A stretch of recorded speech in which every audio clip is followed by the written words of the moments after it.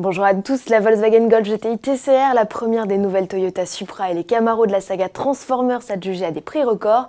Enfin, retour sur la Race of Champions 2019.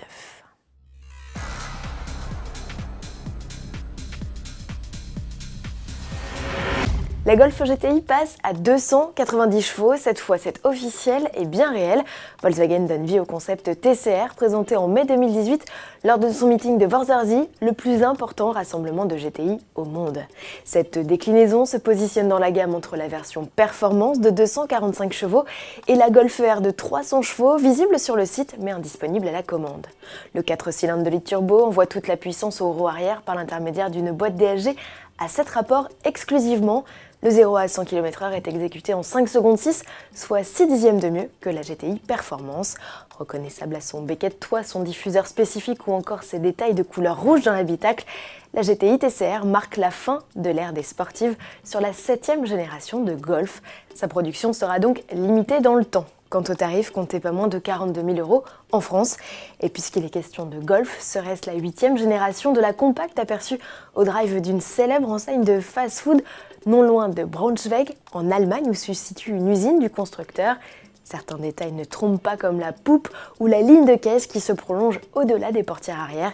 C'est l'une des caractéristiques mises en évidence par des esquisses officielles.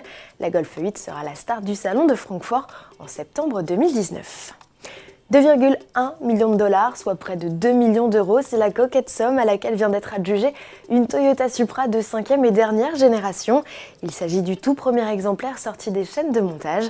Signe distinctif, son numéro d'identification, il s'agira du seul modèle estampillé 2021, référence à son année modèle aux États-Unis et son numéro de production. La Supra, déclinée dans son édition lancement, hérite d'une robe grise mat et d'un intérieur rouge. Le fruit de cette vente revient à deux associations, l'une dédiée à la lutte contre les maladies du cœur et les accidents vasculaires cérébraux, et l'autre aux anciens combattants et leurs familles touchés après les attentats du 11 septembre.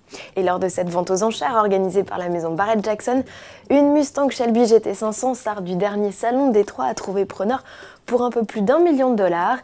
Une récente Ford GT Heritage Edition a été vendue 2,5 millions de $. Quant aux 4 Camaro de la saga Transformers, mises en vente en un seul lot et non homologuées pour la route, elles ont été adjugées 500 000 $. Au total, grâce à 16 lots, la vente totalise près de 10 millions de $ de recettes, des fonds entièrement reversés à des œuvres de bienfaisance. C'est un résultat record en 48 ans d'existence pour la maison de vente Barrett-Jackson. On se quitte avec quelques images de la Race of Champions 2019 qui se tenait au Mexique. C'est 19 et 20 janvier. Benito Guerra, star du rallye mexicain, s'offre la victoire face au Français Loïc Duval au terme des 2 manches, l'une en RX Supercar, l'autre dans une supercar locale, la Voule 05.